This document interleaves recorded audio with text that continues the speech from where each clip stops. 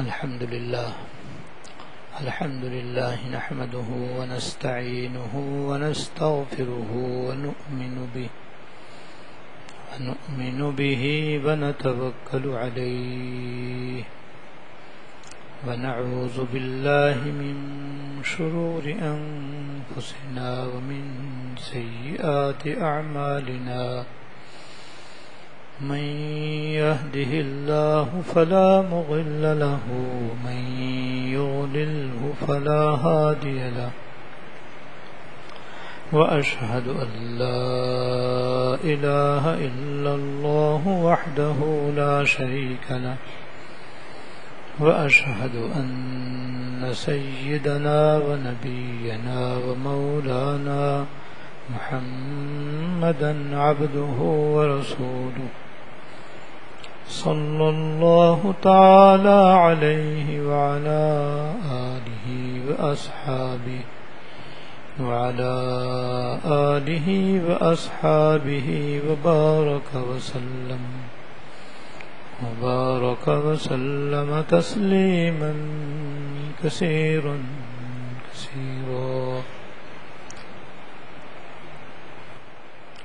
أما بعد فأعوذ بالله من الشيطان الرجيم بسم الله الرحمن الرحيم الحج أشهر معلومات فمن فرغ فيهن الحج فلا رفث ولا فسوق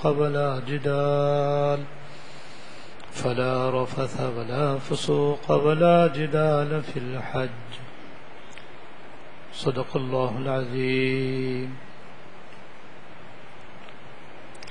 میرے قابل احترام بزرگوں اور محترم خواتین، گزشتہ اتوار کو آپ کی خدمت میں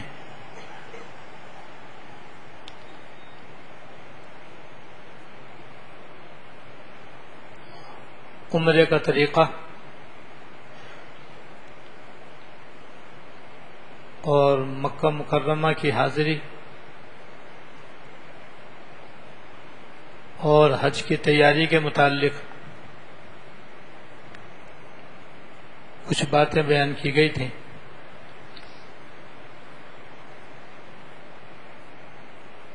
آج انشاءاللہ تعالی حج کا طریقہ اور حج کے 5 دن اور مدینہ طیبہ کی حاضری کے آداب انشاءاللہ تعالی بیان کیے جائیں گے. اللہ جل شانہ ہم سب کو صحیح باتیں سننے اور سنانے اور ان کے مطابق عمل کرنے کی توفیق عطا فرمائے.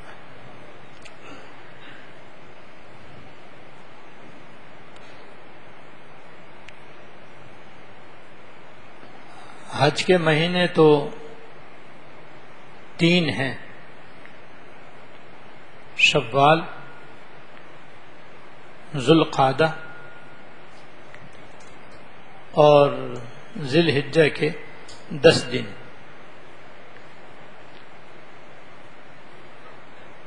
جن میں لوگ حج کی تیاری کرتے ہیں اور حج کرنے کے لیے مکہ مکرمہ میں حاضری دیتے ہیں. اور ان میں 5 دن اصل ہیں جن میں اسلام کا اہم رکن حج ادا ہوتا ہے.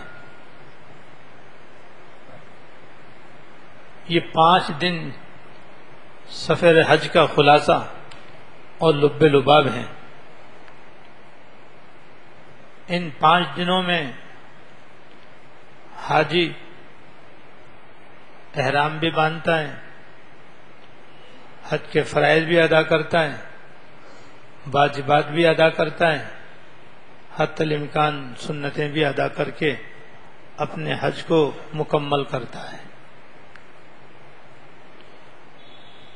اس لیے یہ 5 دن اور ان میں حج کی ادائیگی کا طریقہ سمجھنا بے حد ضروری ہے. توجہ کے ساتھ سننا سمجھنا لازم ہے اور پھر اس کے مطابق عمل کرنے کی کوشش کرنا ضروری ہے تاکہ ہمارا حج صحیح ادا ہو اور ہمارا حج مبرور ہو، اللہ تعالیٰ کی بارگاہ میں قابل قبول ہو، اور اس طرح ہمارے اس سفر کا جو مقصود اصلی ہے وہ حاصل ہو. اللہ تعالیٰ نصیب فرمائے. تو حج کے 5 دن کہلاتے ہیں: 8 ذی الحجہ، 9 ذی الحجہ، 10 ذی الحجہ، 11 ذی الحجہ اور 12 ذی الحجہ. یہ 5 دن ہیں. جب آپ 7 ذی الحجہ کا دن گزار لیں گے تو جو رات آئے گی وہ 8 ذی الحجہ کی رات ہوگی. اس رات میں یا اس سے پہلے منا جانے کی خواتین و حضرات تیاری کر لیں، اور جب 8 ذی الحجہ کی رات گزر جائے تو مرد حضرات بھی احرام باندھیں حج کے لیے، اور خواتین بھی حج کا احرام باندھیں.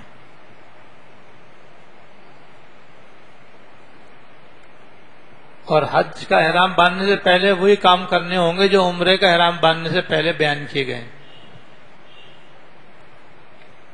مثلا خط بنوا لیں، سر کے بال سنوار لیں،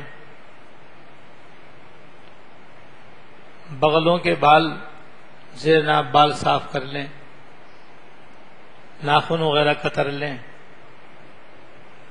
غسل کر لیں. غسل کی ہمت نہ ہو، طاقت نہ ہو یا موقع نہ ہو تو کم از کم وضو کر لیں. اور مرد حضرات اپنے سلے ہوئے کپڑے اتار کر کے احرام کی 2 چادریں پہن لیں، ایک تہمت کی جگہ تہمت کے طور پر اور ایک اوپر سے چادر کے طور پر اوڑھ لیں. سر ڈھک لیں، دونوں بازو ڈھک لیں، اور خواتین اپنے سلے ہوئے کپڑوں میں بدستور رہیں.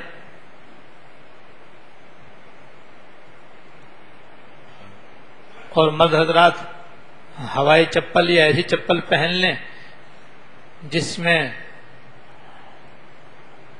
پیر کی پشت کی جو ہڈی ہے وہ بالکل کھلی رہے. اور پھر مرد حضرات کو چاہیے کہ وہ احرام باندھنے کے لیے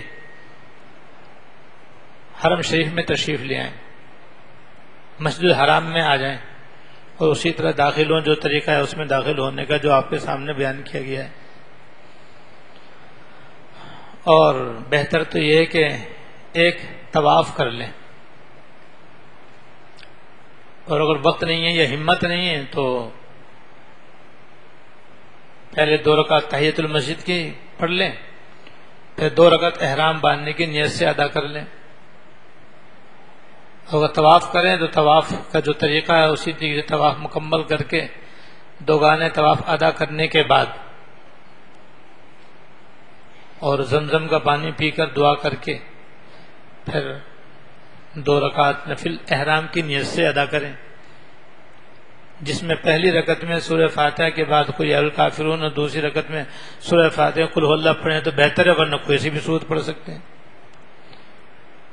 اس کے بعد اپنا سر کھول لیں، اور سر کھولنے کے بعد حج کی نیت کریں. یا اللہ میں آپ کی رضا کے لیے حج کا احرام باندھتا ہوں یا حج کا ارادہ کرتا ہوں، آپ اسے قبول کر لیجئے، میرے لیے آسان کر دیجئے. اس کے بعد فوراً 3 مرتبہ ہلکی آواز سے تلبیہ پڑھیں، اس کے بعد درود شریف پڑھیں، پھر یہ مشہور دعا اللہم انی اسألک رضاک والجنہ وَأَعُوذُ بِكَ مِن سَخَطِكَ وَالنَّارِ مانگ لیں. یہ دعا اردو میں کر لیں کہ یا اللہ میں آپ سے آپ کی رضا اور جنت مانگتا ہوں، آپ سے آپ کی ناراضگی اور دوزخ سے پناہ مانگتا ہوں.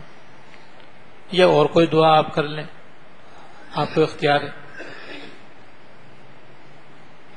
اس کے بعد اب آپ کا حج کا احرام بن گیا.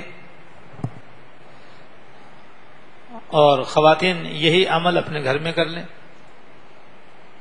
گھر میں وہ اسی طریقے سے نیت کر کے تلبیہ پڑھ کر حج کا احرام باندھ لیں.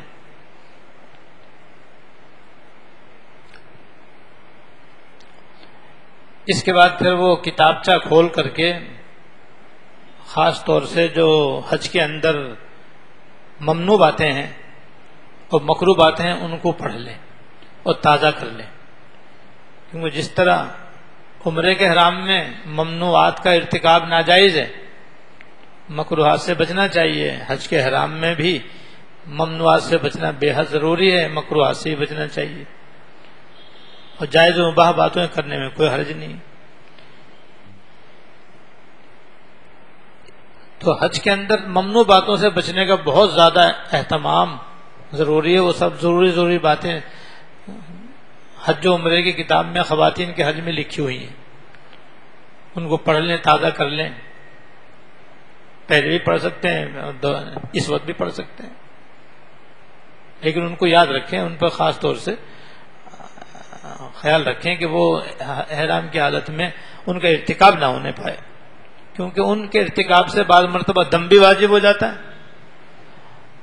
اور حج بھی ناقص ہو جاتا ہے. پھر وہ قابل قبول اللہ تعالیٰ کی بارگاہ میں قبول ہونے کے لائق نہیں رہتا. اس لیے بہت زیادہ توجہ کی ضرورت ہوگی. اور احرام باندھنے کے بعد اب وقفے سے اترتے چڑھتے آتے جاتے تلبیہ پڑھتے رہیں. اور جب پڑھیں تو 3 مرتبہ پڑھیں اور 3 دفعہ کے بعد 1 مرتبہ درود شریف پڑھیں. اس کے بعد پھر یہ دعا یا کوئی دوسری دعا کر لیں جو ابھی میں نے بیان کی. خواتین بالکل آہستہ آواز سے کہ مردوں تک آواز نہ جائے، بالکل چپ کے وہ تلبیہ پڑھتی رہیں اور وہ بھی درود شریف پڑھ کر دعا کرتے رہیں. اور کوئی اور دوسری دعا بھی آپ چاہیں تو مانگ سکتے ہیں، کوئی حرج نہیں. اور اب مینا جانے کی تیاری ہوگی انشاءاللہ تعالی. 8 تاریخ ہے. فجر کے بعد پھر حاجی سب مینا جانا شروع کر دیتے ہیں. آپ بھی اپنے انتظام کے مطابق مینا روانہ ہوں گے. راستے میں بھی تلبیہ کثرت سے پڑھتے رہیں. جیسے میں نے عرض کیا تھا کہ عمرے کا احرام باندھنے کے بعد بھی، ایسے حج کا احرام باندھنے کے بعد بھی سب سے افضل ذکر تلبیہ ہے. جتنا اس کو کثرت سے کیا جائے کم ہے. زیادہ سے زیادہ اس کا اہتمام کریں، زیادہ سے زیادہ اس کو پڑھیں. اور دوسری تسبیحات بھی سبحان اللہ، الحمدللہ، اللہ اکبر، لا الہ الا اللہ، استغفر، درود شریف راستے میں پڑھتے رہیں. بس ایک طریقہ کار سے بچنے کی ضرورت ہے.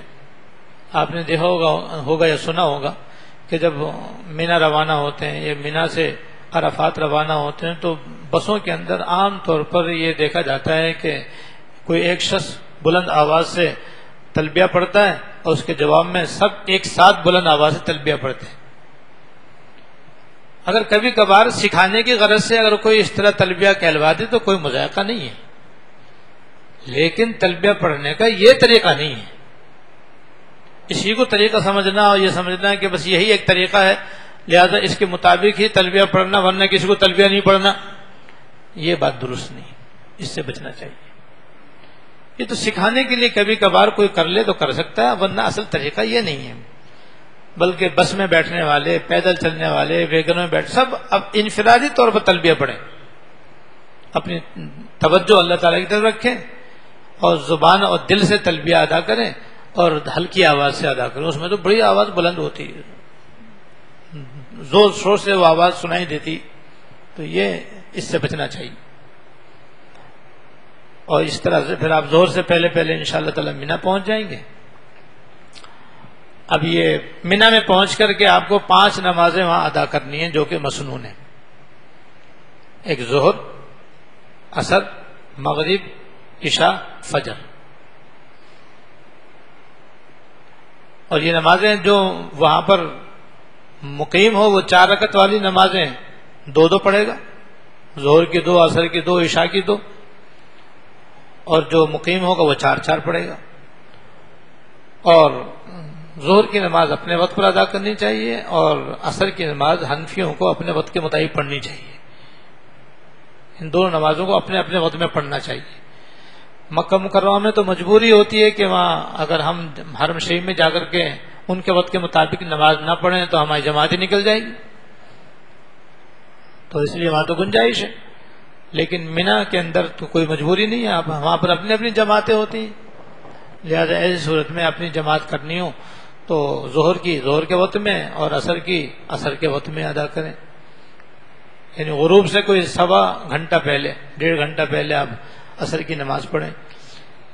اس دوران آپ برابر عبادت میں، ذکر میں، تلاوت میں، تسبیح میں مشغول رہیں گے۔ یہ 5 دن اللہ تعالیٰ کو یاد کرنے کے ہیں، اللہ تعالیٰ کا ذکر کرنے کے ہیں، قرآن شریف کی تلاوت کرنے کے ہیں، توبہ استغفار کرنے کے لیے ہیں، اور تمام عبادتیں جس قدر بھی ہم سے انجام پا سکیں عبادت کرنے کے لیے ہیں، اور گناہوں سے بچنے کے لیے ہیں، اپنے رب کو راضی کرنے کے لیے ہیں، اور جو ارکان حج ہیں ان کے ادا کرنے کے لیے۔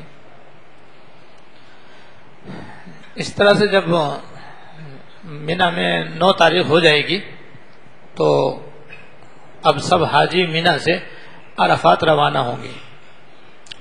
بہتر یہ ہے کہ 9 تاریخ کے سورج نکلنے کے بعد روانہ ہوں، کسی مجبوری سے پہلے بھی چلے جائیں تو کوئی حرج نہیں۔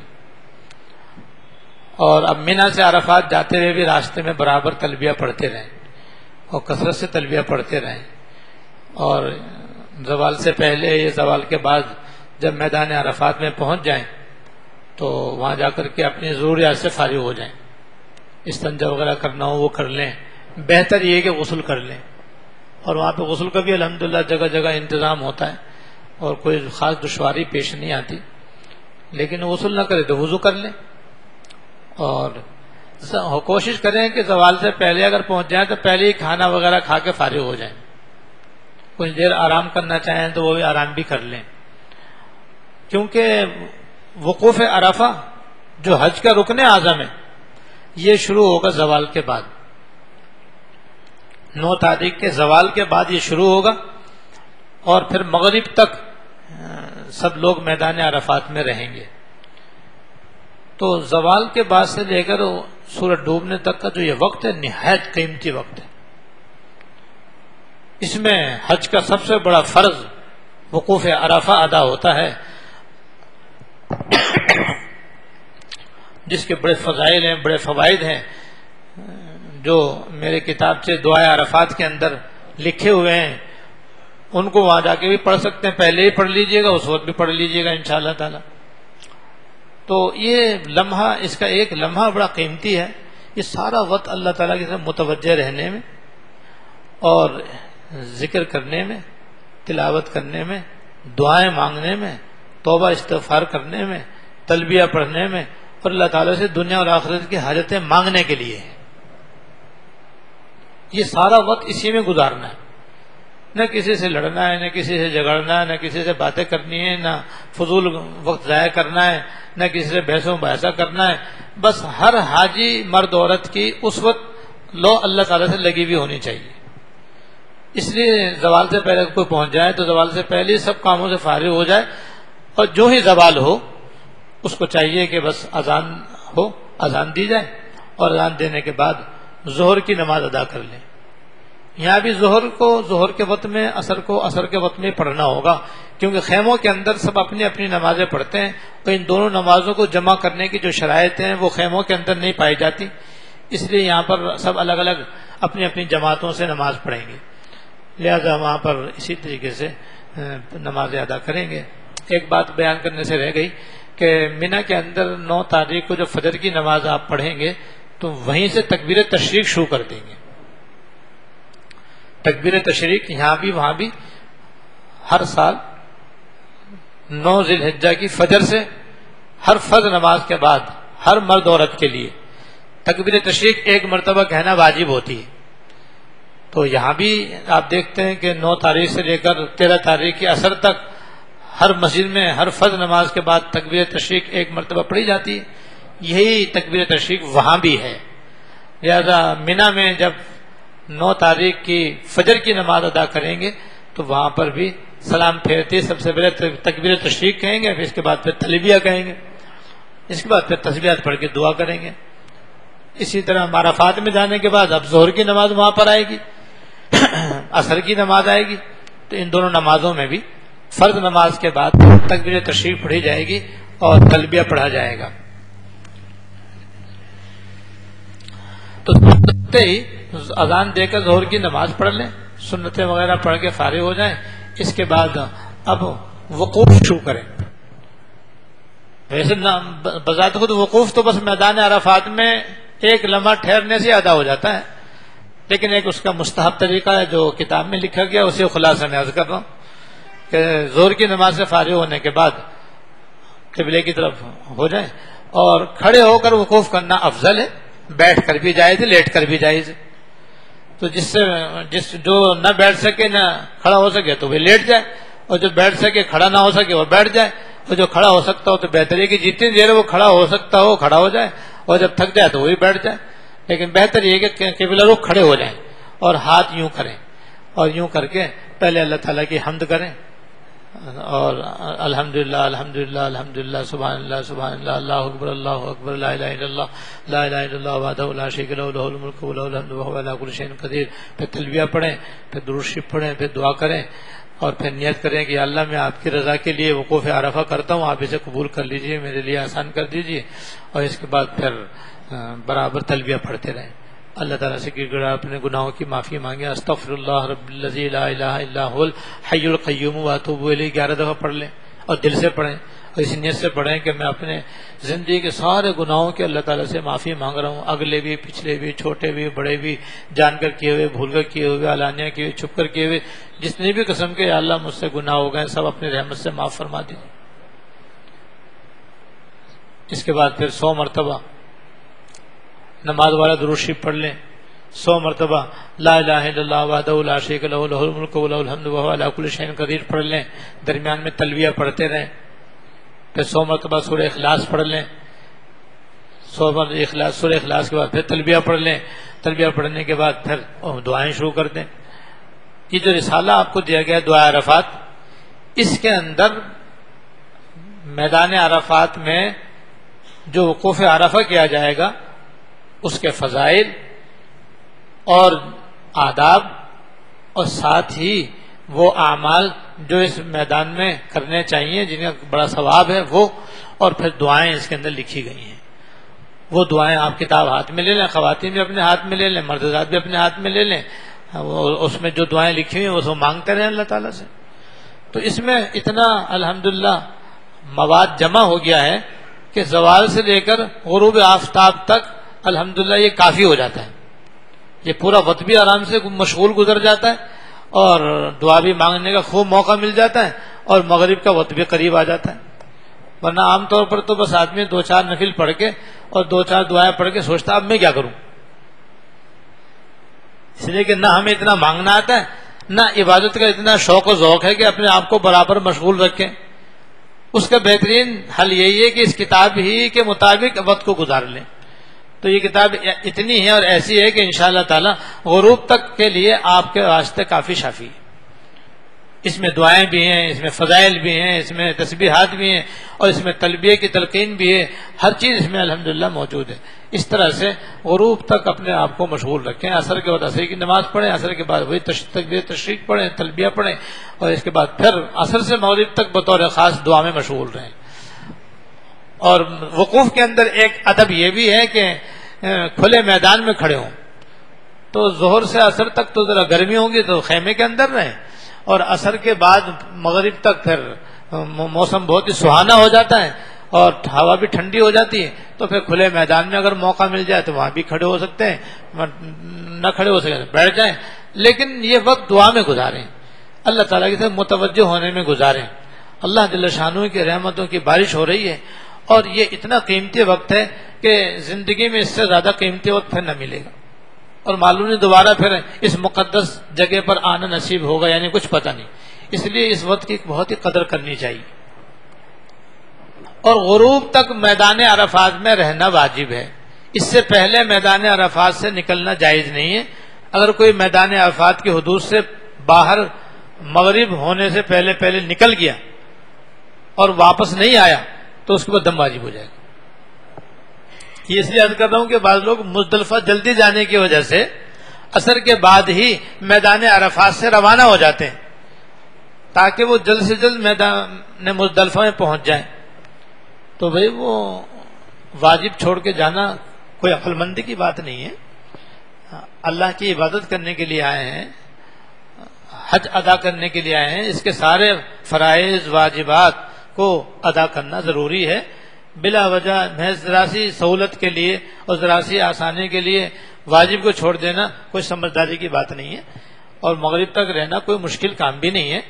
اور جب یہ عبادت کا وقت ہے, اللہ تعالیٰ کی طرف اللہ تعالیٰ کی رحمتوں کی بارش کا وقت ہے, تو اسی لیے تو جا رہے ہیں وہاں پر ہم کہ یہ سب اللہ تعالیٰ کی رحمتیں اور مغفرتیں ہم حاصل کریں, نہیں ہے کہ واجب چھوڑ کر اللہ تعالیٰ کو ناراض کریں. اس لیے تو نہیں جا رہے.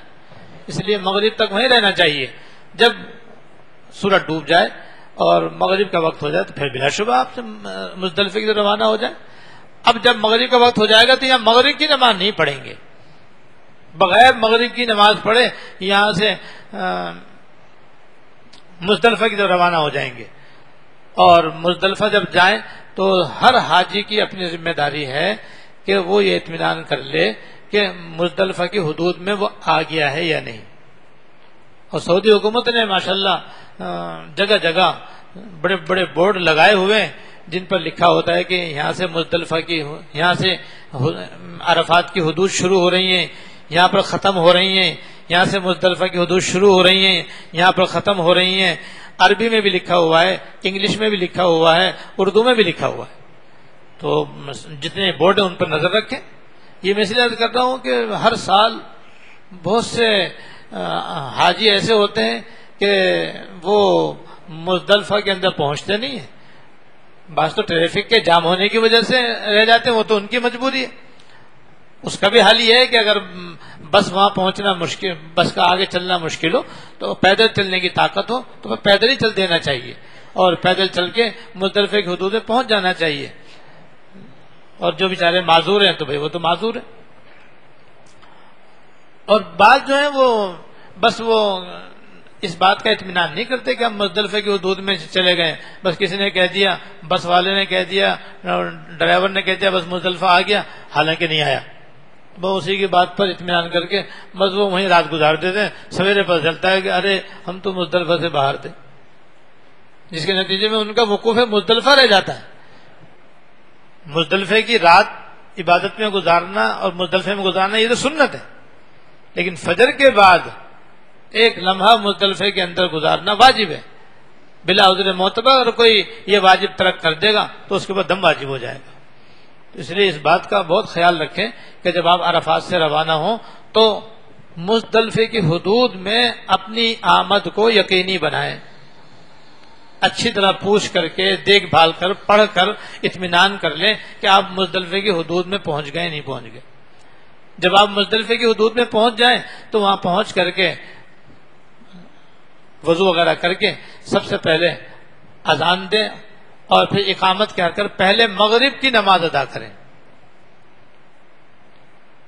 اور مغرب کی نماز کا سلام پھیرنے کے بعد وہی تلبیہ تکبیر تشریق و تلبیہ کہیں اور پھر کھڑے ہو کر کے بغیر اقامت کہے اب عشاء کے 4 فرض یا 2 فرض جیسے بھی ہوں وہ ادا کریں. ادا کرنے کے بعد پھر وہی تکبیر تشریق و تلبیہ کہیں, دعا کریں. دعا سے فارغ ہونے کے بعد اب پہلے مغرب کی سنتیں ادا کریں, اس کے بعد پھر عشاء کی سنتیں اور وطر ادا کریں. اس کے بعد اب اگر آرام کی ضرورت ہو تو آرام کر لیں, کیونکہ اس رات میں تھوڑی دیر آرام کرنا بھی سنت ہے. اور پھر یہ رات بھی عبادت کی رات ہے. بعض حضرات فرماتے ہیں کہ یہ رات شب قدر سے بھی افضل ہے, اس لیے اس رات میں بھی وہی عبادت ہے, ذکر ہے, تسبیح ہے, تلاوت ہے, وقفے وقفے سے تلبیہ کی کثرت ہے اور خوب دعائیں ہیں. اور اسی رات میں 10 تاریخ کے جمرہ عقبہ کی رمی کرنے کے لیے 7 کنکریاں لینا مستحب ہے, اور تینوں دن کی تینوں جمرات کی رمی کرنے کے لیے 70 کنکریاں لینا جائز ہے. اور کنکری اتنی موٹی ہونی چاہیے جیسے بڑا چھولا ہوتا ہے ہمارے یہاں کا، بڑا چنا یا کھجور کی گٹھلی، اس کے برابر ہونا چاہیے. اور کسی پتھر کو توڑ کر چھوٹی چھوٹی کنکریاں نہ بنائیں، یہ مکروہ ہے. اللہ پاک نے وہاں کنکریوں کا ایسا انتظام فرمایا ہے کہ ہر سال لاکھوں حاجی وہاں سے کنکریاں اٹھاتے ہیں، کسی سال کمی نہیں ہوتی. کوئی حاجی آپ کو ایسا نہیں ملے گا جو یہ کہتا ہو کہ مزدلفہ میں نے کنکریاں تلاش کی مجھے نہیں ملی. تو اللہ پاک نے ایسا انتظام کیا ہوا ہے کہ جہاں مٹی ہٹاؤ 4 کنکریاں مل جائیں گی، ذرا سی اور ہٹاؤ 2 کنکریاں مل جائیں گی، ذرا سی دیر میں 70 ہو جائیں گی انشاءاللہ تعالی. تو وہاں سے کنکریاں مزدلفہ سے 70 کنکریاں ہر حاجی مرد عورت اپنے لیے وہاں سے چن لے، اور چن کر کے ان کو دھو لے. دھو کر استعمال کرنا بہتر ہے. بغیر دھوئے بھی استعمال کرنا جائز ہے، مگر دھو کر استعمال کرنا بہتر ہے. دھو کر کے اپنے پاس رکھیں اور وہ کنکریاں اپنے ساتھ لے جائیں مینا، تاکہ 10 اور 11 اور 12 تاریخ کو جو کنکریاں ماریں گے تو یہ کنکریاں وہاں پر استعمال کرنے کے لیے کام آئیں. اس کے بعد جب فجر کی اذان ہو جائے تو اندھیرے ہی میں، جب صبح صادق ہو جائے تو اندھیرے ہی میں اذان دے کر کے اندھیرے ہی میں فجر کی نماز پڑھنا مستحب ہے. ویسے تو حنفیوں کے یہاں سارے سال فجر کی نماز روشنی میں پڑھنا افضل ہے، لیکن مزدلفہ میں فجر کی نماز اندھیرے میں پڑھنا افضل ہے. فجر کی نماز پڑھ کر اسی طرح تلبیہ اور تکبیرۃ تشریق کہنے کے بعد اب صبح صادق کے بعد وقوف مزدلفہ جو کہ واجب ہے اس کا وقت شروع ہو جائے گا، اور یہ سورج نکلنے سے ذرا پہلے تک اس کا وقت ہے. اس وقت میں جو بھی مزدلفہ کی حدود میں پہنچ جائے گا اس کا واجب ادا ہو جائے گا، چاہے 1 سیکنڈ کے لیے پہنچ جائے. اور مستحب یہ ہے کہ جو بھی حاجی ہے وہ اپنا رخ قبلے کی طرف کر لے اور ہاتھ پھیلائے، اور ہاتھ پھیلا کر کے اللہ تعالیٰ کی حمد و ثنا کرے، تلبیہ پڑھے، اور پھر اللہ تعالیٰ سے گڑ گڑا کے دعا کرے، درود شریف پڑھے اور تسبیحات پڑھتا رہے، اور نیت بھی کر لے کہ میں وقوف مزدلفہ ادا کرتا ہوں. البتہ یہ وقوف بچوں پر اور بہت ہی زیادہ بوڑھے آدمیوں کے اوپر، عورتوں پر اور ایسے بیماروں پر جو بہت زیادہ بیمار ہوں ان پر یہ واجب نہیں ہے. اگر وہ یہ وقوف چھوڑ دیں اور راتی کو مزدلفے سے مینا چلے جائیں تو جائز ہے، لیکن باقی حاجیوں کے لیے بہرحال واجب ہے. اس طرح سے جب سورج نکلنے میں تھوڑی سی دیر رہ جائے تو پھر آپ مزدلفہ سے مینا کے لیے روانہ ہو جائیں، اور پھر آپ یہ 10 تاریخ ہو جائے گی اور آپ مینا پہنچ جائیں انشاءاللہ تعالی، اپنے خیموں میں پہنچ جائیں گے. اب یہ حج کا 3را دن ہو جائے گا، 10واں دن، اور یہ دن بڑا مصروف دن ہے. اس میں بعض کام تو ایسے ہیں جو اسی دن ضروری ہیں، اور بعض کام ایسے ہیں جو اس دن بھی ہو سکتے ہیں، دوسرے دن بھی ہو سکتے ہیں، تیسرے دن بھی ہو سکتے ہیں. ان میں 3 میں ترتیب ضروری ہے، 1 میں ترتیب سنت ہے. 3 کام جن میں ترتیب ضروری ہوئے ہیں: سب سے پہلے جمرہ عقبہ کی رمی کرنا، نمبر 2 قربانی کرنا، نمبر 3 سر منڈانا اور خواتین کا اپنے سر کے بالوں کو کترنا. یہ 3 واجب ہیں اور ترتیب وار ان کا ادا کرنا واجب ہے.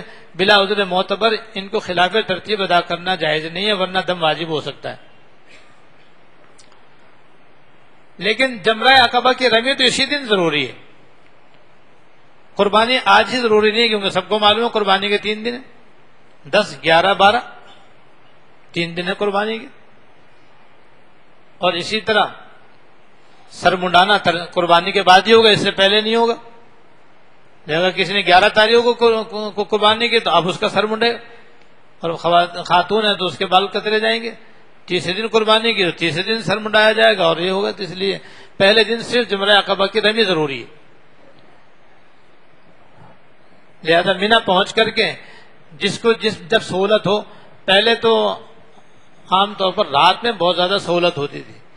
جب سے ان جمرات میں توسیع ہوئی ہے الحمدللہ کنکری مارنے میں بہت سہولت ہو گئی ہے.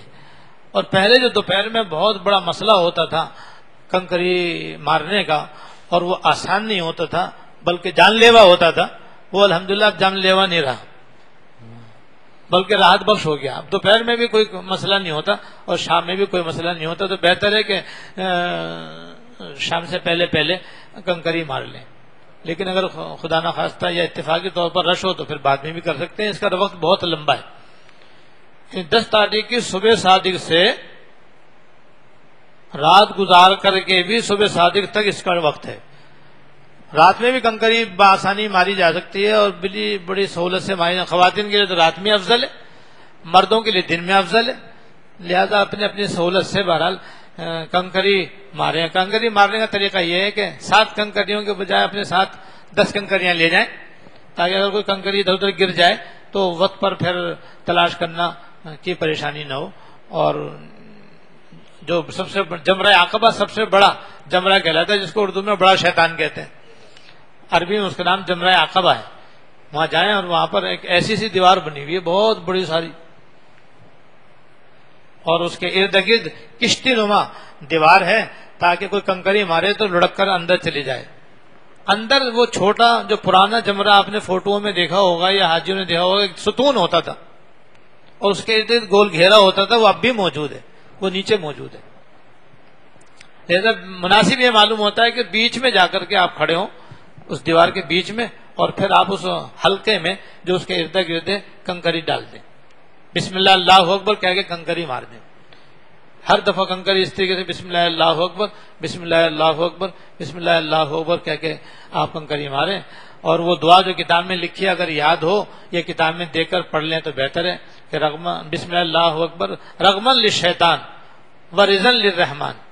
رغمن للشیطان, یا اللہ یہ کنکری میں شیطان کو ذلیل کرنے کے لیے اور رحمان کو راضی کرنے کے لیے مار رہا ہوں. اللہم اجعل حجا مبرورا وسعیا مشکورا وذنبا مغفورا. اے اللہ میرے حج کو مقبول فرما لے. اللہم اجعل حجا مبرورا, اللہ میرے حج کو مبرور بنا دیجئے. وسعیا مشکورا, اور میری سعی اور کوشش کو قبول فرما لیجئے.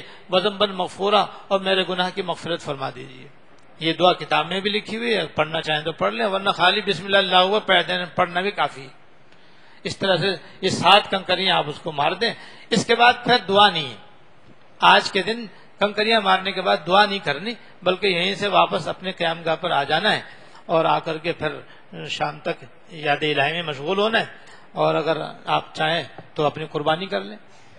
قربانی کا منی میں کرنا سنت ہے, اور حدود حرم میں کہیں بھی آپ قربانی کر لیں گے قربانی ادا ہو جائے گی اور واجب ادا ہو جائے گا, اور مکہ مکرمہ کے اندر بھی جائز ہے. اور آج کل تو الحمدللہ موبائل کی نعمت اتنی ارزاں اور آسان ہے کہ برابر حاجی کے موبائل پہ رابطہ رہتا ہے. اس کے ساتھی قربان گاہ میں ہوتے ہیں اور وہ کنکری مار رہا ہوتا ہے. جیسے کنکری سے فارغ ہوتا ہے تو موبائل پر آرڈر دے دیتا ہے کہ میری قربانی کر دو, ادھر وہ قربانی ہو جاتی ہے, پھر اس کو اطلاع مل جاتی ہے, سر منڈوا لیتا ہے, آن کی آن میں 3 واجب ادا ہو جاتے ہیں ماشاءاللہ. تو بہرحال قربانی 10ویں دن افضل ہے, دوسرے تیسرے دن بھی جائز ہے. اپنی قربانی کر لیں, اور قربانی کرنے کے بعد جب اطمینان ہو جائے کہ میری قربانی ہو گئی تو اس کے بعد پھر آپ اپنا سر منڈوا لیں. اور اگر بال بڑھیں تو کم از کم 1.25 انچ بال سارے سر کے کتروا لیں اور کتروا کے فارغ ہو جائیں. خواتین اپنے سر کے بالوں میں سے جو سارے سر کے بالوں میں سے 1 انگلی کے پورے سے تھوڑے سے زیادہ وہی 1.25 انچ بال کتر لیں, اور اس بات کا وہ اچھی طرح اطمینان کر لیں کہ ان کے کم از کم چوتھائی سر کے بال کترنے میں آ گئے ہیں, کیونکہ کم از کم اتنا تو واجب ہے. اس سے کم میں تو وہ احرام سے باہر نہیں آ سکیں گی اور احرام نہیں کھل سکے گا. کم از کم چوتھائی سر کے بال کترنا واجب ہے, سارے سر کے بال کترنا سنت ہے. اس طرح سے وہ اپنے بال کتر لیں تو وہ بھی جب کتریں انہیں قربانی ہو جائے, اور حاجی بھی جب کتریں یا سر منڈائیں جب ان کی قربانی ہو جائے اور ان کو علم ہو جائے کہ ہماری قربانی ہو گئی ہے. اس کے بعد وہ اپنے سر کے بال کتروا لیں. اور جب بال کتر جائیں گے تو بس اب ایک فرض رہ گیا طواف زیارت, جو 10 تاریخ کو بھی ہو سکتا ہے, 11 کو بھی ہو سکتا ہے, 12 کو بھی ہو سکتا ہے. 3 دن اس کا وقت ہے. تو پہلے دن کرنا افضل ہے, لیکن پہلے دن ابھی طواف میں بہت رش ہوتا ہے, اس لیے میں اس کا مشورہ نہیں دوں گا کہ پہلے ہی دن طواف کریں, کیونکہ اس میں بہت سخت تکلیف ہوتی ہے خواتین و حضرات کو جو پہلے دن کرتے ہیں. تو اپنے آپ کو بلا وجہ سخت تکلیف میں ڈالنا کی کوئی ضرورت نہیں ہے. جب شریعت نے اس کا وہ 3 دن رکھا ہے تو ہم اس سہولت سے فائدہ اٹھائیں. عام طور پر 11 تاریخ دوسرے دن گزار کر 10 اور 11 کا دن گزار کر کے اگر رات میں جائیں تو عام طور پر طواف نہایت آسانی سے ہوتا کہ بس 2-4 ہزار آدمی طواف میں ہوتے ہیں اور آدمیوں کو کوئی پریشانی نہیں ہوتی، بڑے سکون سے بڑے اطمینان سے طواف زیارت ادا ہوتا ہے. تو اس سہولت سے فائدہ اٹھانا چاہیے، کیونکہ یہ تو حج کا بڑا فرض ہے. یہ حج میں 2 ہی تو فرض ہیں، ایک وقوف عرفہ اور دوسرے طواف زیارت، یہ 2 ہی فرض ہیں. تو ہر فرض کو، ہر واجب کو بڑے آرام اور سکون اور توجہ سے ادا کرنے کی ضرورت ہے. ایک بات رہ گئی کہ جب جمرہ عقبہ کی آپ رمی کریں گے تو تلبیہ اس وقت بند ہو جائے گا آپ کا. جمرہ عقبہ کی رمی کرتے ہی آپ کا تلبیہ بند ہو جائے گا. عمرے کے اندر جب آپ بیت اللہ کا طواف شروع کریں گے تو آپ کا تلبیہ بند ہو جائے گا. یہ 2 باتیں رہ گئی تھیں، وہ میں نے اب بیان کر دی. تو بہرحال طواف زیارت جب کرنے کے لیے جائیں 10 تاریخ کو جائیں یا 11 کو جائیں، جب جائیں تو طواف کا طریقہ وہی ہے جو عمرے کے طریقے کا ہے کہ اسی طریقے سے بڑے آداب کے ساتھ مسجد میں داخل ہوں، بیت اللہ پہ نظر پڑے تو ایک طرف کھڑے ہو کر کے دعا کریں، اور پھر جب آپ حجر اسود کے قریب پہنچ جائیں تو اگر حالت احرام میں یعنی آپ نے ابھی تک قربانی نہیں کی اور سر نہیں منڈوایا، احرام باقی ہے، تو پھر حالت احرام میں جب آپ طواف کریں گے تو اشتباہ بھی کریں گے، یعنی دایاں کندھا کھول لیں گے طواف شروع کرنے سے پہلے، اور طواف کے 3 چکروں میں رمل بھی کریں گے. اور اگر آپ نے 10 تاریخ کو قربانی بھی کر لی یا 11 تاریخ کو آپ نے قربانی بھی کر لی اور سر بھی منڈوا لیا اور احرام اتار دیا، سلے ہوئے کپڑے پہن لیے، اس حالت میں طواف زیارت کرنے کے لیے آپ تشریف لا رہے ہیں، تو پھر ایسی صورت میں نہ اشتباہ ہوگا کیونکہ احرام ہی نہیں، نہ رمل ہوگا اس کے اندر. بس پھر بغیر رمل اور بغیر اشتباہ کے آپ عام معمول کے مطابق آپ طواف کریں گے. اور طواف کا وہی طریقہ جو میں نے پہلے بیان کیا ہے، اس سے فارغ ہونے کے بعد پھر آپ صحیح کا استلام کریں گے یا اس کا اشارہ کریں گے، استلام کا اشارہ کر کے پھر صفا مروہ کے درمیان اسی طرح صحیح کریں گے جیسے عمرے میں کرتے ہیں. اور جب آپ کی صحیح مروے پہ جا کے ختم ہو جائے گی تو پھر آپ کا یہ فرض ادا ہو جائے گا. 2 فرض سے حج کے دونوں ادا ہو جائیں گے انشاءاللہ تعالی. اس کے بعد پھر آپ واپس مینا آ جائیں، اور مینا آنے کے بعد یہ بھی یاد رکھیے کہ مکہ مکرمہ طواف زیارت کرنے کے جانے کے بعد اگر آپ اپنے گھر جانا چاہیں تو جا سکتے ہیں، کوئی حرج نہیں ہے. گھر میں جا کر تھوڑی دیر آرام کرنا چاہیں، کوئی کھانا پینا چاہیں یا کوئی کام کرنا چاہیں وہ کر سکتے ہیں، لیکن کوشش کریں کہ رات واپس مینا میں آ کے گزاریں. مینا ہی میں رات گزارنا جو ہے وہ سنت ہے. اور مینا میں آنے کے بعد اب آپ جو باقی دن ہیں یہ سب عبادت کے ہیں، سب ذکر کے ہیں. یہ میں اس لیے عرض کر رہا ہوں کہ اکثر لوگ بس جب پہلا دن گزار لیتے ہیں تو بس پھر سمجھتے ہیں بس اب ہم فارغ ہو گئے، اب بس باتیں کرنا ہے، ادھر ادھر گھومنا پھرنا اور کھانا پینا، بس باقی اوقات اسی میں گزارتے ہیں. پھر سب عبادت وغیرہ بھول جاتے ہیں، بس پھر ذکر تسبیح تلاوت سب بھول جاتے ہیں. اس کے بعد حج ہو گیا، ایک دوسرے کو مبارکباد دینا شروع کر دیتے ہیں. مبارکباد دینا تو صحیح ہے، لیکن یہ سمجھنا ہے کہ بس اب ہم فارغ ہو گئے، اب ہمیں کچھ کرنے کی ضرورت نہیں، یہ مناسب نہیں، یہ بڑی ناسمجھی کی بات ہے. یہ 5 دن میں نے جیسے عرض کیا شروع میں کہ پانچوں کے دن جو ہیں یہ خاص عبادت کے ہیں، یاد الہی کے ہیں، ذکر الہی کے ہیں. اور اب کچھ جو ارکان تھوڑے بہت رہ گئے ان کو ادا کر دیں گے. اب باقی دنوں کے اندر صرف 11 تاریخ کو تینوں جمرات کی کنکری مارنا ہے، 12 تاریخ کو بھی تینوں جمرات کی کنکری مارنا ہے. بس یہ 2 کام واجب ہیں جو حج سے متعلق ہیں، باقی تو عبادت ہی عبادت ہے. نمازیں ہیں، نوافل ہیں، تسبیحات ہیں، تلاوت ہیں اور ذکر ہے، بس یہ دعائیں ہیں. بس تو ان کو انہی کاموں میں گزارنا چاہیے. اسی کاموں کے لیے ہم یہاں سے تیار ہو کر جا رہے ہیں انشاءاللہ تعالی. تو خیر اب واپس مینا آ جائیں، اور مینا آنے کے بعد اب الحمدللہ طواف زیارت بھی ادا ہو گیا، قربانی بھی ادا ہو گئی، حلق اور قصر بھی ہو گیا، جمرہ رقبہ کی رمی بھی ہو گئی. اب چوتھا دن جو ہے وہ 11 تاریخ ہے، حج کا چوتھا دن جو ہے وہ 11 ذی الحجہ ہے. اب 11 ذی الحجہ کو زوال کے بعد تینوں جمراتوں کنکری مارنی ہے. زوال کے بعد کنکری مارنی ہے. زوال سے پہلے 11 اور 12 تاریخ کو زوال سے پہلے نہیں کنکری نہیں مار سکتے. یہ میں اس لیے کہہ رہا ہوں کہ وہاں باقاعدہ ایک مہم ہوتی ہے اور لوگوں کو کہا جاتا ہے کہ بس وقت کی کوئی پابندی نہیں ہے، جب چاہو جس وقت چاہو کنکری مار لو، سب ادا ہو جاتا ہے، یہ اور وہ ہے. آپ کسی کی باتوں میں نہ آئیں. جیسے یہاں بھی وقت سے پہلے نماز نہیں ہو سکتی، چاہے کوئی 1000 مرتبہ کہہ دے، ایسے ہی وہاں پر بھی زوال سے پہلے رمی کا وقت نہیں ہے، 11 کا اور 12 کا، 10 کی بات نہیں کر رہا ہوں میں، 11 اور 12 کی بات کر رہا ہوں۔ 11 اور 12 تاریخ کی جو رمی کا وقت ہے وہ ہے زوال کے بعد صبح صادق تک، لہذا جس وقت چاہیں زوال کے بعد اسی وقت ماریں، رات میں ماریں، کنکری مار سکتے ہیں۔ اس طریقے سے تینوں جمرات کو رمی کی جائے گی۔ اس کا طریقہ یہ ہے کہ پہلے 7 کنکریاں جمرہ اولا پہ جا کے ماری جائیں گی، بس بسم اللہ اللہ اکبر کہہ کے کنکری 7 ماریں گے اس کے الگ الگ کر کے، پھر اس کے بعد پھر تھوڑا سا آگے ہوگا، قبلے کی طرف منہ کر کے دعا مانگی جائے گی، اور اس وقت دعا قبول ہوتی ہے، دنیا اور آخرت کی بھلائیاں مانگیں، اور جو حضور نے دعائیں مانگی ہیں وہ مانگ لیں، اس طرح سے جو دل چاہے مانگ لیں، وہاں پہ دعا وہاں مانگی۔ اس کے بعد پھر جمرہ وسطیٰ، درمیانہ جمرہ، اس کے پاس جائیں اور 7 کنکریاں اس کے ماریں، اور مار کر اس سے بھی ذرا سا آگے بڑھ کر قبلے کی طرف منہ کر کے دعا کے لیے کھڑے ہو جائیں، اور پھر آگے جمرہ عقبہ ہے اس کے پاس جائیں اور 7 کنکریاں اس کے ماریں۔ اس کے بعد دعا نہیں مانگی جائے گی، بغیر دعا مانگے پھر واپس آ جائیں گے آپ انشاءاللہ۔ رمی کے سلسلے میں 2 باتیں سمجھنے کی ضرورت ہے، رمی کے سلسلے میں 2 باتیں سمجھنے کی ضرورت ہے۔ وہ یہ کہ جو بھی حاجی ہے، مرد ہو یا عورت، خود جا کر کے اپنی کنکری مارنا واجب ہے، بلا عذر معتبر کسی دوسرے سے کنکری لگوانا جائز نہیں ہے۔ اور کوئی لگوائے گا تو اس کی کنکری ادا نہیں ہوگی اور دم واجب ہو جائے گا اس کے اوپر۔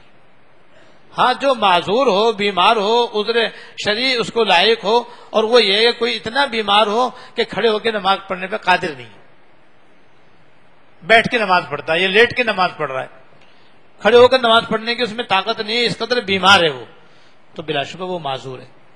وہ معذور جو ہے اس کے ذمے خود جا کر کنکری مارنا واجب نہیں ہے، وہ اپنی طرف سے کسی اور کے ذریعے کنکری لگوا سکتا ہے، دوسرا اس کی طرف سے جائے کنکری مار سکتا ہے، اسی کنکری ادا ہو جائے گی۔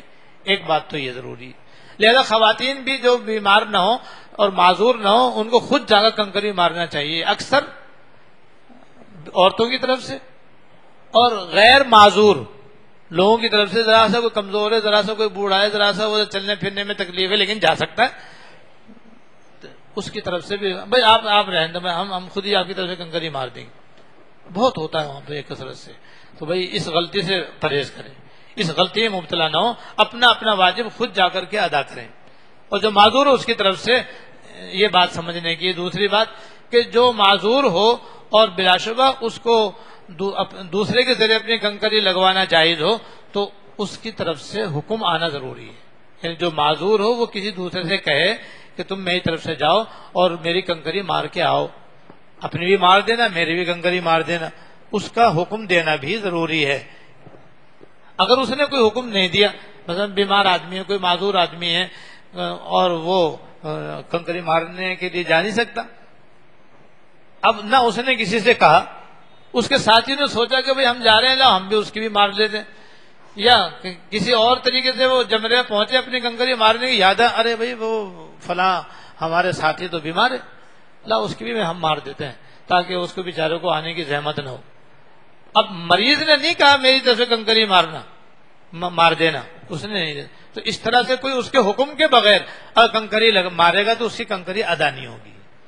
کنکری ادا ہونے کے لیے ضروری ہے کہ جو کنکری مارے وہ اس کا قائم مقام ہو، قائم مقام بنتا ہے حکم دینے سے، بغیر حکم دیے خود بخود دوسروں سے قائم مقام نہیں بنے گا، جب نہیں بنے گا تو کنکری بھی اس کی طرف سے ادا نہیں ہوگی اور اس طرح سے اس کا واجب رہ جائے گا۔ اس لیے کنکری مارنے میں اس بات کا خیال رکھیں کہ جو بیمار نہ ہو وہ خود کنکری مارے، مرد ہو یا عورت، اور جو بیمار ہو وہ باقاعدہ کسی کو حکم دے کہ تم میری طرف سے جاؤ اور میری طرف سے جہاں تم اپنی کنکری ادا کرو میری بھی ادا کر دینا، اپنی کنکری مارو میری کنکری بھی مار دینا۔ اس طرح سے 11 تاریخ کو یہ عمل ہے، پھر 12 تاریخ کو جو حج کا 5واں دن ہے، پھر اس دن بھی تینوں جمرات کو کنکری مارنی ہے، اور کنکری مارنے کے بعد بس پھر اس کے بعد مینا جانا ہے۔ بہتر یہ کہ 12 تاریخ کا سورج ڈوبنے سے پہلے آپ مینا کی حدود سے باہر ہو جائیں، مکہ مکرمہ پہنچ جائیں یا عزیزیہ میں پہنچ جائیں، اور اگر مینا کے اندر سورج ڈوب گیا تو پھر بھی مینا سے نکلنا جائز ہے مگر مکروہ ہے، اب ٹریفک کے جام ہونے کی وجہ سے اگر کوئی عذر پیش آ جائے تو انشاءاللہ تو امید ہے کہ رات بھی نہیں ہوگی، لیکن بہرحال اس کے ذمے 13 تاریخ کی رمی واجب نہیں ہوتی رات کو نکلنے سے، بس رات میں نکلنا مینا سے مکروہ ہے۔ ہاں جس آدمی کی 13 تاریخ کی رات بھی مینا میں پوری ہو گئی، صبح شادی ہو گئی، 13 تاریخ کی صبح ہو گئی، تو پھر 13 تاریخ کی کنکری اس کے ذمے واجب ہو جائے گی۔ اور اگر 13 تاریخ کی صبح شادی سے پہلے پہلے حاجی مکہ مکرمہ چھوڑ کر کے وہ مینا چھوڑ کر کے مکہ مکرمہ پہنچ گیا تو پھر ایسی صورت میں اس کے اوپر 13 تاریخ کی کنکری واجب نہیں ہوگی۔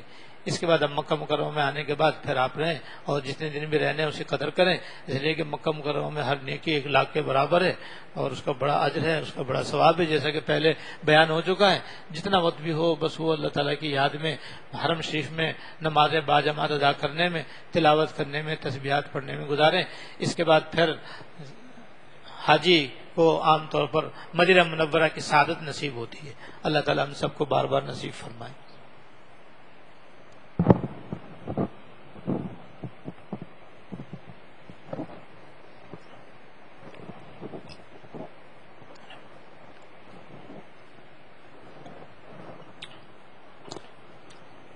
جب مکہ مکرمہ جب مدینہ منورہ روانگی ہو تو وہاں پر کسی قسم کے احرام کی کوئی ضرورت نہیں ہوتی، بس یہ ہے کہ 2 باتوں کا بطور خاص اہتمام کیا جائے۔ ایک سنتوں پر عمل کرنے کا بڑا اہتمام کیا جائے، وہ تو میں سمجھتا ہوں یہیں سے شروع کر دینا چاہیے۔ اس کی ضرورت مکہ مکرمہ میں بھی ہے، اس کی ضرورت مدینہ منورہ میں بھی، اس کی ضرورت ساری زندگی، اور اس کے لیے ایک کتاب علیکم بسنتی وہ لے لیں اور اس میں روزمرہ کی ضروری سنتیں لکھی ہوئی ہیں، ان کو اپنے معمول میں لے لیں۔ اگر معمول میں نہ لیا ہو تو بھائی مدینہ منورہ جانے سے پہلے ضرور ان سنتوں کو اپنے عمل میں لے لیں اور ساتھ ساتھ درود شریف کثرت سے پڑھنا شروع کر دیں، اس لیے کہ یہ 2 تحفے ہیں جن کو لے کر کے آپ وہاں پہنچیں گے تو آپ کی حاضری زیادہ سے زیادہ انشاءاللہ تعالی مقبول ہوگی۔ اور راستے میں بھی درود شریف پڑھتے رہیں، اور جب مدینہ منورہ کے قریب پہنچے تو اور مسجد مدینہ منورہ کی آبادی نظر آئے تو پھر اور دل و جان سے درود شریف پڑھنا شروع کر دیں۔ اور عام طور پر مسجد نبوی کی دور سے زیارت ہو جاتی ہے اور کبھی کبھی گنبد خضرا کی جھلک بھی نظر آ جاتی ہے، تو پھر دل و جان سے درود شریف پڑھیں اور اللہ تعالیٰ شکر ادا کرے کہ اللہ آپ نے کتنی بڑی سعادت عطا فرما دی کہ آقا نامدار سرکار دو عالم جناب رسول اللہ صلی اللہ علیہ وسلم کے مبارک شہر میں آپ نے حاضری عطا فرما دی اور آپ کی اس مبارک مسجد کی زیارت نصیب فرما دی، اور روضہ اقدس جس کے گنبد کو دیکھنے کی بھی ہماری آنکھیں لائق نہیں ہیں، آج اللہ پاک آپ نے اپنے مہربانی سے اس کے بھی دیکھنے کی توفیق عطا فرما دی، اور درود شریف پڑھتے ہوئے اپنی آرام گاہ میں پہنچ جائیں اور وہاں جا کر کے آرام کی ضرورت ہو آرام کر لیں، اور جب سلام پیش کرنے کا ارادہ ہو، مسجد نبوی میں حاضری کا ارادہ ہو تو غسل کر لیں اور اپنے جو بہتر سے بہتر کپڑے موجود ہوں انہیں پہن لیں اور بالوں میں کنگھا کر لیں، خوشبو لگا لیں، عورتیں وہی نہ پھیلنے والی خوشبو لگائے اور مرد حضرات ایسی خوشبو لگا لیں جو مہکنے والی ہو، دھبے والی نہ ہو، خوشبو لگائے، اور راستے میں کچھ نفلی صدقہ دیتے ہوئے کوشش کریں کہ باب جبریل سے مسجد نبوی میں داخل ہوں، اور اگر باب جبریل سے داخل نہ ہو تو کوشش کریں باب السلام سے داخل ہوں، ورنہ جس دروازے سے آپ کو سہولت ہو اور آسانی ہو اسی دروازے سے سنت کے مطابق مسجد میں داخل ہوں، اعتکاف کی نیت کر لیں تو اچھا ہے۔ اس کے بعد پھر بہتر ہے کہ ریاض الجنہ میں آ جائیں۔ ریاض الجنہ حضور کے روضہ اقدس اور آپ کے ممبر کے درمیان کی جگہ کا نام ہے، اور یہ مسجد کا دل ہے، یہ اور بہت ہی خاص الخاص جگہ ہے، اور یہیں پر وہ اصل مسجد نبوی ہے جو حضور کے زمانے میں تھی، اور یہیں حضور کے نماز پڑھانے کی جگہ ہے، یہیں حضور کے اس ممبر کی جگہ ہے جس پر کھڑے ہو کر کے آپ خطبہ دیا کرتے تھے، اور یہیں پر وہ تمام ستون ہائے رحمت ہیں جن کے بڑے بڑے فضائل ہیں جو کتاب فضائل حج میں آپ انشاءاللہ پڑھیں گے۔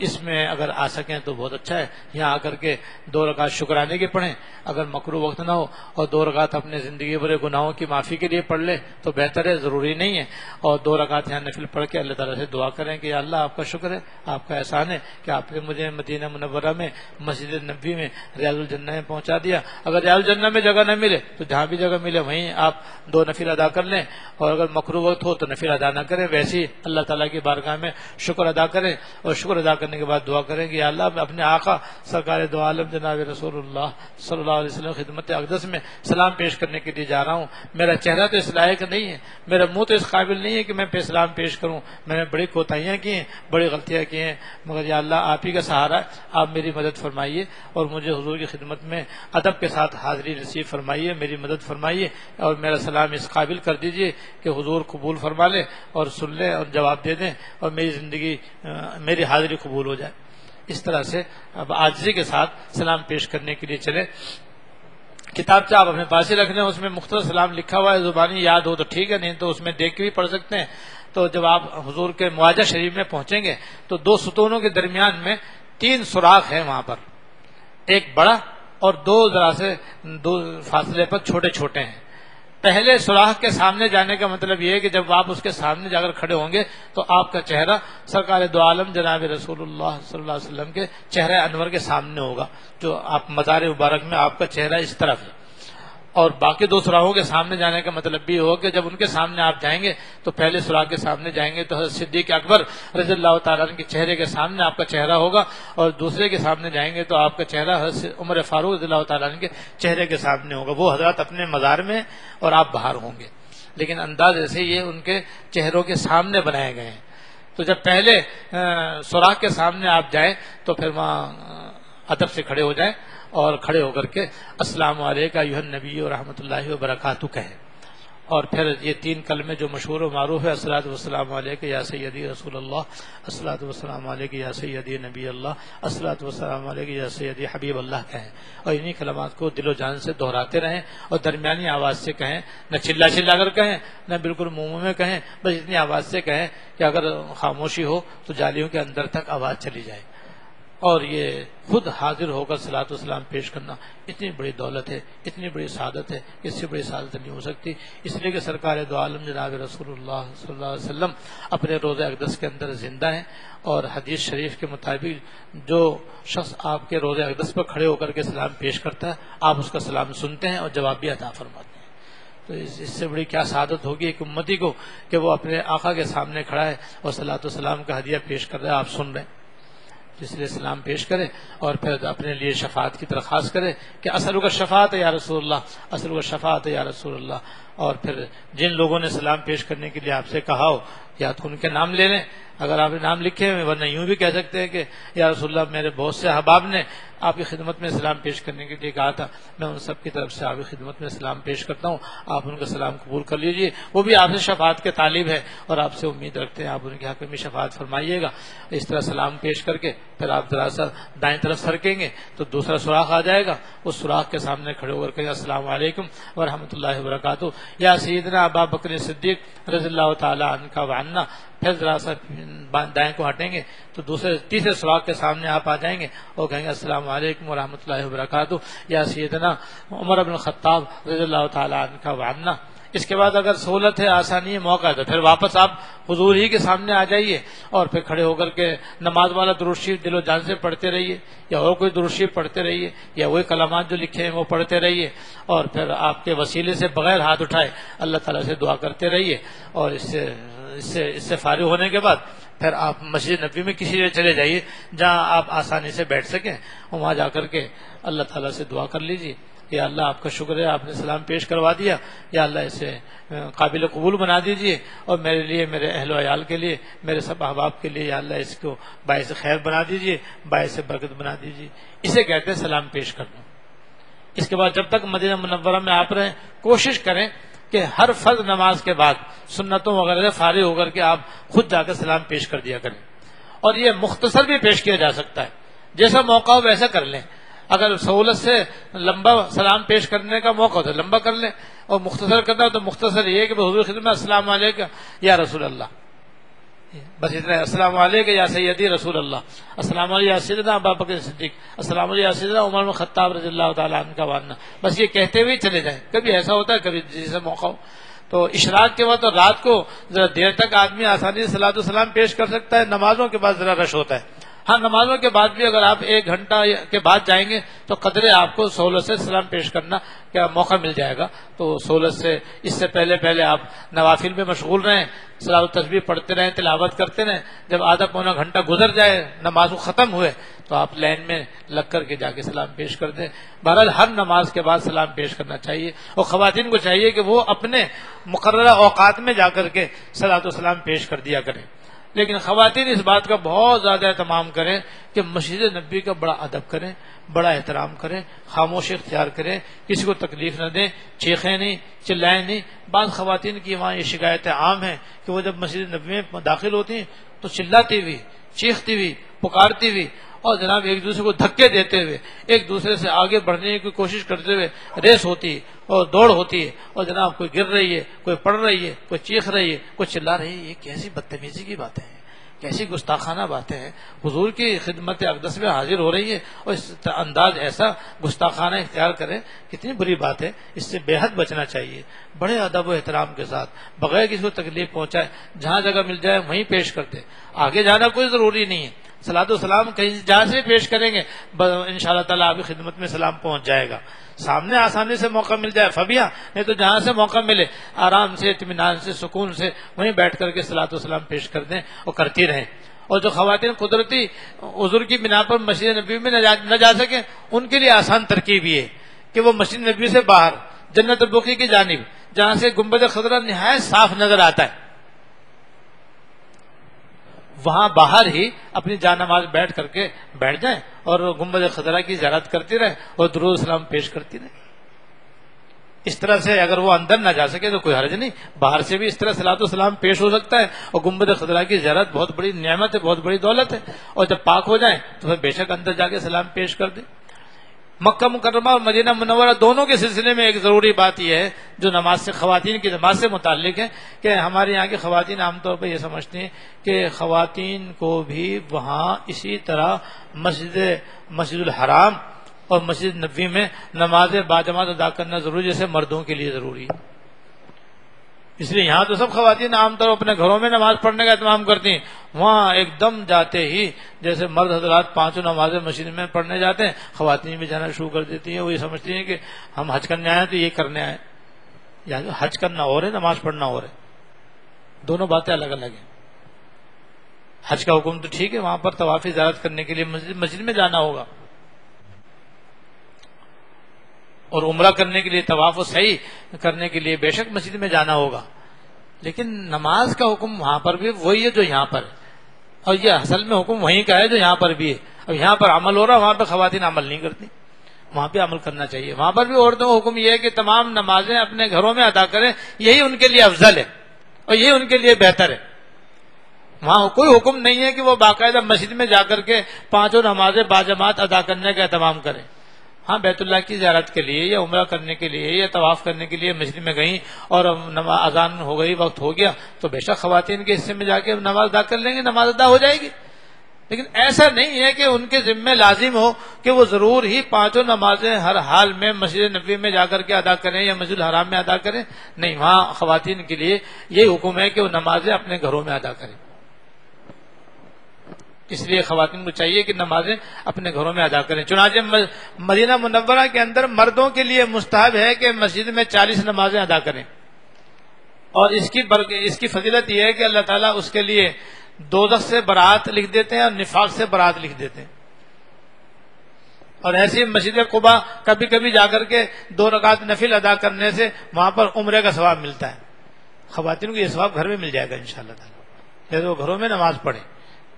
40 نمازیں بھی ان کے لیے حکم نہیں کہ مسجد میں جا کر پوری کریں، وہ اپنے گھر میں ادا کرتے رہیں۔ حضور نے گھر کی نماز کو مسجد نبوی اور مسجد الحرام کی نماز سے افضل قرار دیا عورتوں کے حق میں۔ تو اس افضل قرار دینے کا مطلب یہ ہے کہ جو ثواب وہاں مردوں کا اس سے زیادہ عورتوں کو گھر میں ملے گا انشاءاللہ تعالی۔ اس لیے خواتین گھر ہی میں 40 نمازیں بھی اپنی پڑھنا چاہیں پڑھیں، اور مسجد قباء بھی خاص نفل پڑھنے کی نیت سے نہ جائیں، ویسے چلے جائیں زیارت کرنے کے لیے پڑھ لیں تو کوئی حرج نہیں۔ تو تمام نمازیں خواتین اپنے گھروں کے اندر ہی اہتمام کے ساتھ ادا کریں، کبھی اگر وہ صلاۃ و سلام پیش کرنے کے لیے جائیں اور وقت ہو جائے پڑھ لیں تو کوئی حرج بھی نہیں ہے۔ اس طرح سے بھئی مسجد نبوی میں مرد حضرات اپنی نمازیں ادا کرنے کا اہتمام کریں، اور وہاں کی جو زیارتیں جس میں سب سے اہم زیارت 2 ہیں، ایک تو جنت البقیع کی زیارت ہے جہاں 10,000 صحابہ کرام ہیں، اور تیسرے خلیفہ راشد حضرت عثمان بن عفان رضی اللہ تعالیٰ عنہ کا مزار ہے، اور بڑے بڑے اولیاء وہاں پہ مدفون ہیں، حضور کے صاحبزادے اور اہل بیت کے مزارات ہیں، تو وہاں جا کر کے سلام کرنا چاہیے، السلام علیکم یا اہل القبور یغفر اللہ لنا ولکم. اس کے بعد کم سے کم 12 دفعہ قل هو اللہ پڑھ کے تمام کی ارواح کو ثواب پہنچا دیں. اور مزید کوئی پڑھنا چاہے یاسین شریف پڑھ لے، جو بھی توفیق ہو پڑھ کر ان کو اصحال ثواب کریں اور ان کے وسیلے سے اپنے لیے مغفرت کی دعا کریں. اور دوسری شہداء احد کی زیارت، وہ بھی اہم ہے، اور وہاں جائیں اور وہاں جا کر کے شہداء احد کو سلام اور ان کے لیے بھی اصحال ثواب کریں، ان کے وسیلے سے دعا کریں. باقی اور زیارتیں بھی ہیں، وہ بھی آپ کرنا چاہیں کریں، لیکن ان سب زیارتوں میں اس بات کا خیال رکھیں کہ آپ کی نماز مسجد نبوی کی فوت نہ ہو، کیونکہ مسجد نبوی کے اندر نماز باجماعت کا سب سے زیادہ ثواب ہے مدینہ منورہ میں. نہ وہ ثواب مسجد قباء میں، نہ مسجد قبلتین میں، نہ کسی اور مسجد میں جو ثواب وہاں پر ہے. لہذا زیارتیں کریں، لیکن کوشش کریں کہ آپ کی حرم مسجد نبوی کی کوئی جماعت آپ کی فوت نہ ہو.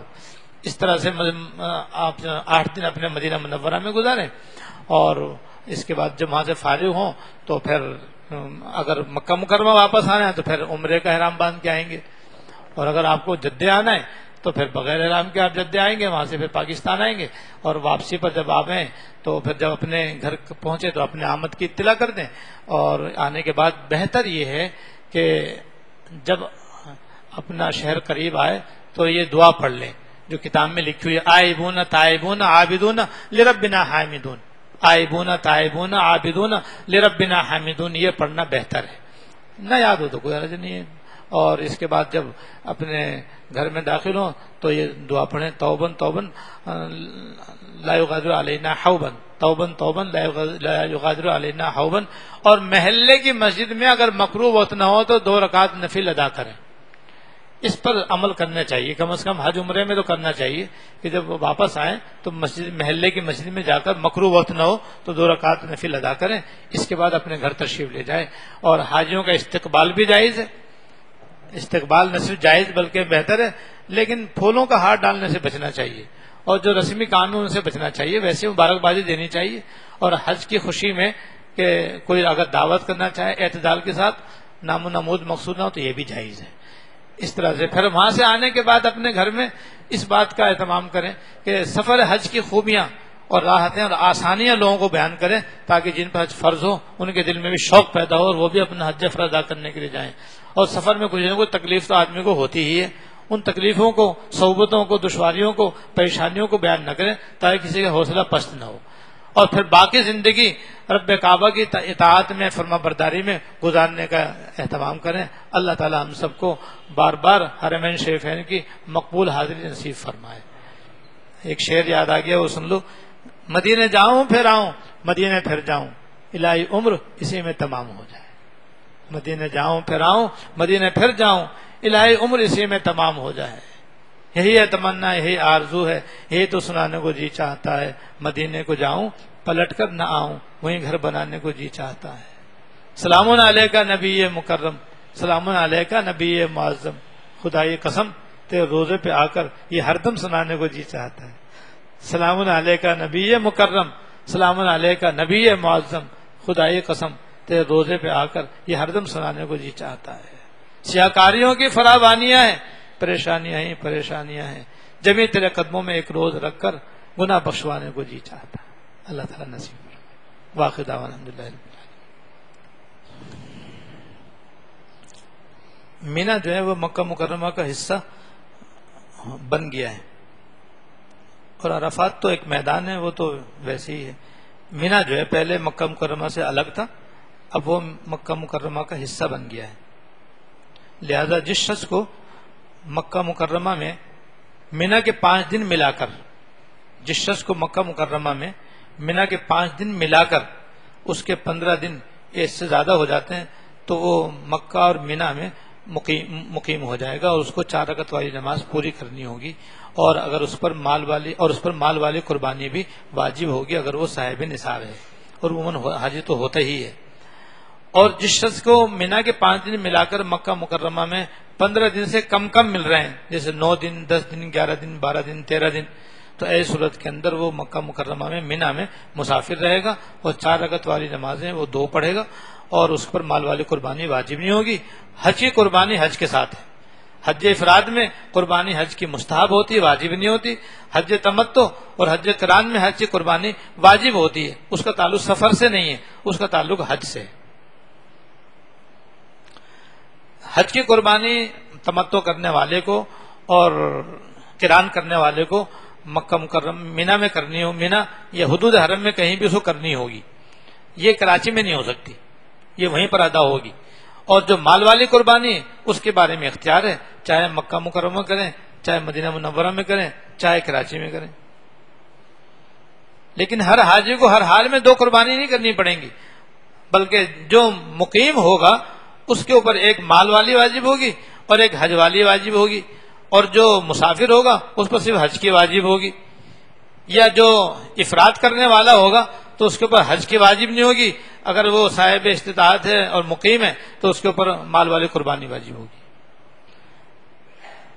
ویسے نظم و ضبط کا تقاضا تو یہ ہے کہ آدمی حتی الامکان اپنے گروپ کے ساتھ ہی رہے، اپنے امیر کے ساتھ رہے، کیونکہ امیر سے اور گروپ سے جدا ہونے کی صورت میں بھی بڑے مسائل پیدا ہو جاتے ہیں، اور بعض مرتبہ آدمی بڑی پریشانیوں میں مبتلا ہو جاتا ہے، اور ایک نہیں کئی کے واجب اس کے ترک ہو جاتے ہیں، گم ہو جائے مثلا. تو اس لیے حتی الامکان ایسا ہو. لیکن اگر کسی مجبوری سے اس کو مثلا وقوف مزدلفہ کرنا ہے، اور وقوف مزدلفہ کرنے کی وجہ سے ڈرائیور نے گاڑی پیچھے روک دی، آگے جا نہیں رہی، اور مزدلفہ سامنے، تو اول تو گروپ کے لوگ عام طور پر اس کا اہتمام کرتے ہیں کہ بھئی خواتین جا سکتے ہیں ٹھیک ہے، ورنہ تو مرد حضرات مزدلفہ میں چلے جاتے ہیں. تو ایسی صورت میں اپنے امیر کو بتا کر ان سے اجازت لے کے جانا چاہیے، بغیر اجازت کے چپکے سے نہیں جانا چاہیے. اس سے بعض مرتبہ امیر کو بڑی پریشانی ہوتی ہے کہ فلاں ساتھی کہاں رہ گیا، فلاں ساتھی کہاں رہ گیا. ایسا کام نہیں کرنا چاہیے جو دوسروں کے لیے پریشانی کا باعث ہو. حالت احرام میں اگر سر کے بال مرد کے اتنے چھوٹے ہیں کہ 1 انگلی کے پورے سے کم ہے، مثلا 1 انچ سے کم ہے، تو پھر منڈوانا واجب ہے، پھر منڈوانا ہی واجب ہوگا سارے سر کا. واجب الطواف اثر کے بعد نہیں ادا کرنا چاہیے، یعنی کسی نے طواف کیا اور طواف کے بعد 2 رکعت ادا کرنا واجب ہے، تو ان 2 رکعتوں کو عصر کے بعد اور فجر کے بعد طواف کرنے کی صورت میں نہیں ادا کرنا چاہیے، بلکہ فجر میں اشراق کے وقت کا انتظار کرنا چاہیے اور عصر میں مغرب کے وقت کا انتظار کرنا چاہیے. جب مغرب کا وقت ہو اس وقت ادا کرنا چاہیے. البتہ کسی کوئی بیمار ہو یا کسی کی فلائٹ ہو جس کی وجہ سے اس کا مزید ٹھہرنا مشکل ہو تو اس کے لیے گنجائش ہے کہ وہ عصر کے بعد بھی اور فجر کے بعد بھی یہ واجب طواف ادا کر سکتا ہے. مسجد حرام لوگ کہتے ہیں کہ حرم شریف میں مسجد نبوی میں مکروہ اور حرام وقت نہیں ہے، یہ درست نہیں ہے. وہاں پر بھی جو مکروہ اوقات ہیں وہاں پر بھی ہیں، اور جو حرام اوقات ہیں وہاں پر بھی ہیں، جیسے یہاں ہے ایسے وہاں ہے. تحیۃ المسجد ضرور نہ پڑھیں، بلکہ جب مکروہ وقت نہ ہو تو پڑھیں، اور اگر مکروہ وقت ہو تو نہ پڑھیں. اس وقت ایک ترکیب میں بتا دیتا ہوں، یہاں بھی ہے وہاں پر بھی ہے، کہ جب آپ مسجد میں آئیں اور مکروہ وقت ہو، تو مثلا فجر کی نماز ہے، فجر کی نماز میں آپ مسجد میں آئیں گے تو تحیۃ المسجد نہیں پڑھ سکتے، اس لیے کہ مکروہ وقت ہے. لیکن اگر سنتیں نہیں پڑھی ہوں، سنتیں پڑھ رہے ہوں تو اس میں تحیۃ المسجد کی نیت کر لیں. بلکہ اگر فرض نماز پڑھ رہے ہیں، سنتیں گھر سے پڑھ کر کے آ گئے تو آپ فرضوں میں بھی نیت کر سکتے ہیں، تو نیت کا ثواب مل جائے گا انشاءاللہ تعالی. خواتین اپنے قیام گاہ پر تحیۃ المسجد نہیں پڑھ سکتی، کیونکہ عام طور پر جو قیام گاہ ہوتی ہے وہ مسجد نہیں ہوتی. یہاں پر تو مسجد بن سکتی ہے، اس لیے کہ اپنے گھروں میں اگر کوئی کونا نماز کے لیے مختص کر لیں، وہاں نماز پڑھیں تو وہ مسجد کے حکم میں ہو جاتی ہے، اور وہاں تحیۃ المسجد بھی پڑھ سکتے ہیں. لیکن وہاں تو ہوٹل میں ہونا قیام ہوتا ہے یا بلڈنگوں میں ہوتا ہے، وہاں پر تو مسجد نہیں ہوتی، اس لیے وہاں پہ تحیۃ المسجد خواتین گھر میں نہیں پڑھ سکتی. مغرب کی نماز میں کہیں بھی قصر نہیں ہوتا ہے بھائی، مغرب کی نماز میں کہیں بھی قصر نہیں ہوتا. مغرب کی 3 رکعتیں وہ 3 ہی رہیں گی، سفر میں بھی اور حضر میں بھی. اور ایسی فجر کی 2 رکعتوں میں کہیں قصر نہیں ہوتا، 1 رکعت نہیں ہے فجر کی، یہ مغرب کی 1.5 رکعت نہیں ہے بھائی، اس میں کوئی قصر نہیں. 4 رکعت والی نمازوں میں قصر ہوتا ہے، ظہر، عصر، عشاء. غسل کرنے کے وقت اگر مرد عورت کے سر کے بال گر جائیں تو اس کے اندر کافی تفصیل ہے جو میں نے کتاب کے اندر لکھ دی ہے، اس کو دیکھ لیں. اس میں بعض صورتوں میں دم ہوتا ہے، اکثر صورتوں میں دم نہیں ہوتا، تفصیل اس میں کافی ہے. ایام حج میں جو شخص مسافر رہے گا، حج کے 5 دن میں نے آپ کے سامنے بیان کیے، ان 5 دنوں میں جو مسافر رہے گا وہ قصر کرے گا. جبکہ اس کا امام بھی مسافر ہو، اور جو مقیم ہوگا وہ نماز پوری پڑھے گا. یہ مسئلہ ہے اس کے اندر. جن خواتین کے بال چھوٹے ہوں تو عام طور پر تو بے ہی بال ہوتے ہیں، اور اس طرح کے بال رکھنے ناجائز بھی ہیں. بڑے اور لمبے بال رکھنے چاہیے. تو بے ہی بالوں کے اندر بھی بہرحال یہی ہے کہ کم از کم 1.25 انچ بال ان کو سارے بالوں میں سے کترنے ضروری ہیں احرام سے نکلنے کے لیے. اللهم لك الحمد لا نحصي ثناء عليك انت كما اثنيت على نفسك.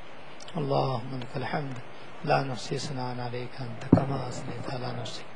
اللهم صل على سيدنا مولانا محمد وعلى آل سيدنا ومولانا محمد وبارك وسلم. ربنا ظلمنا انفسنا وإن لم تغفر لنا وترحمنا لنكونن من الخاسرين. ربنا ظلمنا انفسنا وإن لم تغفر لنا وترحمنا لنكونن من الخاسرين. ربنا آتنا في الدنيا حسنة وفي الآخرة حسنة وقنا عذاب النار. اللهم اغفر لنا وارحمنا وعافنا واعف عنا. اللهم اغفر لنا وارحمنا وعافنا واعف عنا. اللهم وفقنا لما تحب وترضى. اللهم وفقنا لما تحب وترضى من القول والفعل والنية والهدي إنك على كل شيء قدير.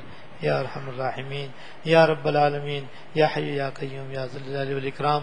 آپ نے امسال ہم سب کو حرمین شریفین کی حاضری کی سعادت کی تیاری کرنے کی توفیق عطا فرمائی ہے. یا اللہ اپنے کرم اور اپنے فضل سے ہم سب کو ضروری احکام حج سیکھنے کی توفیق عطا فرما. ضروری احکام حج سیکھنے کی توفیق عطا فرما، اور حج عمرہ اور مسجد مدینہ منورہ میں حاضری کی سعادت نصیب فرما. اور یا اللہ ہمارے اس سفر کو بے انتہا آسان فرما. اس پورے سفر کو ہم سب کے لیے اور تمام حجاج کے لیے بے حد آسان فرما. یا اللہ بے حد آسان فرما. قدم قدم پر ہم سب کی نصرت فرما، ہماری مدد فرما، ہماری حفاظت فرما. ہر قسم کے حادثات سے، سانحات سے، واقعات سے ہماری حفاظت فرما. اور اپنے کرم اور اپنے فضل سے ہم کو عمرہ مبرورہ اور حج مبرور نصیب فرما. عمرہ مبرور، حج مبرور نصیب فرما. یا اللہ ہمیں اپنی سچی پکی تابعداری، فرما برداری کی توفیق عطا فرما.